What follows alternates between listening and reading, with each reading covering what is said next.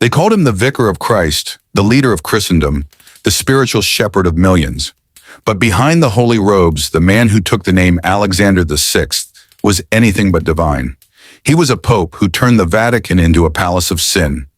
A pope whose reign was marked not by piety, but by lust, corruption, and one of the most infamous orgies in history. Let's journey back to the late 15th century, when Rome became a playground of power and perversion under the notorious Borgia Pope. When Rodrigo Borgia ascended the papal throne in 1492, scandal wasn't new to the Catholic Church. But what he brought to the papacy shocked even the most jaded of Renaissance elites. Wealth, sex, and unchecked power became his daily indulgence.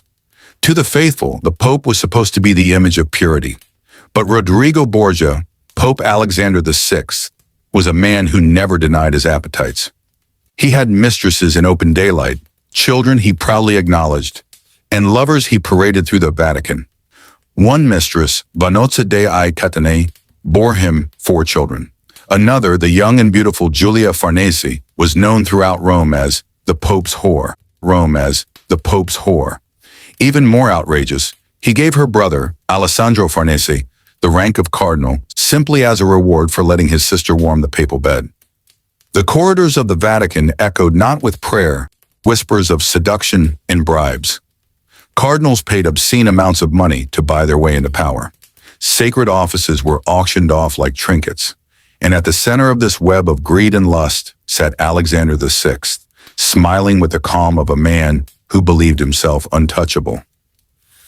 But nothing illustrates his depravity more than the infamous night that has gone down in history as the Banquet of Chestnuts, a forbidden orgy hosted in the Vatican itself. It was October 30th, 1501. Guests were invited not to a feast of holiness, but to a spectacle of debauchery.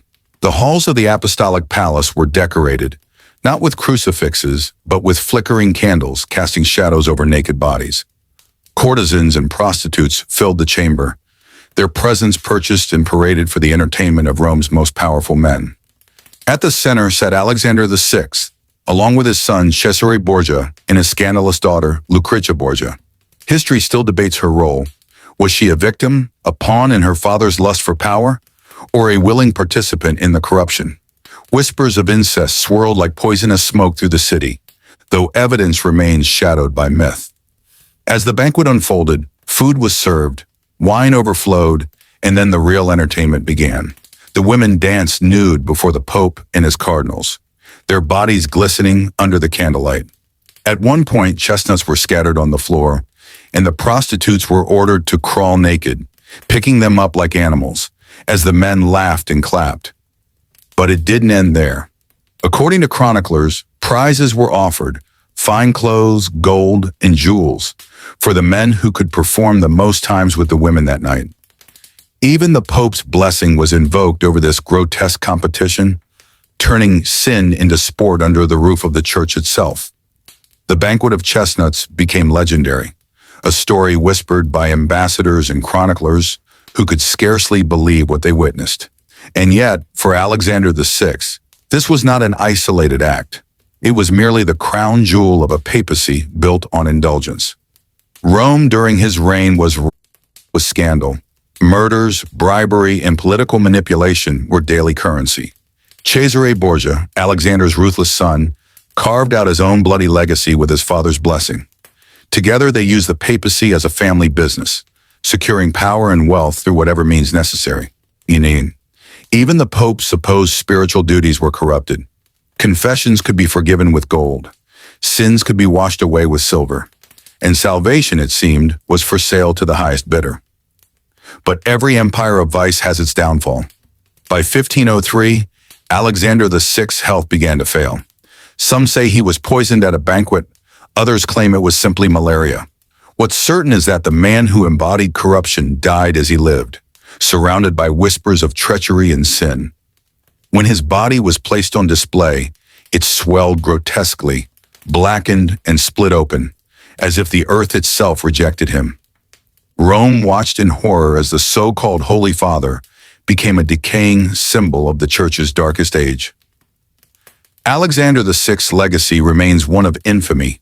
He was the most perverted pope in history, a man who turned the sacred Vatican into a brothel, who elevated lust above faith, and who mocked the very God he claimed to serve. The banquet of chestnuts remains a symbol of how power, when unchecked, can twist even the holiest of institutions into dens of sin. And yet his story is also a warning. History doesn't forget. The man who crowned kings and blessed empires is remembered not for his prayers, but for his perversions. The Vatican has long tried to bury his memory, to paint the Borgias as exaggerations of rumor. But the truth lingers in the shadows of Rome, whispered in the same halls where Alexander VI once ruled with a wine cup in one hand and a mistress in the other. So the next time you hear the word Pope, remember this tale. The holiest seat in Christendom was once filled by a man who turned prayer into parody and faith into forbidden pleasure. If you want more dark and hidden stories from history, the ones they don't teach in school, make sure you stick around, subscribe, and join me as we continue uncovering the shadows of the past.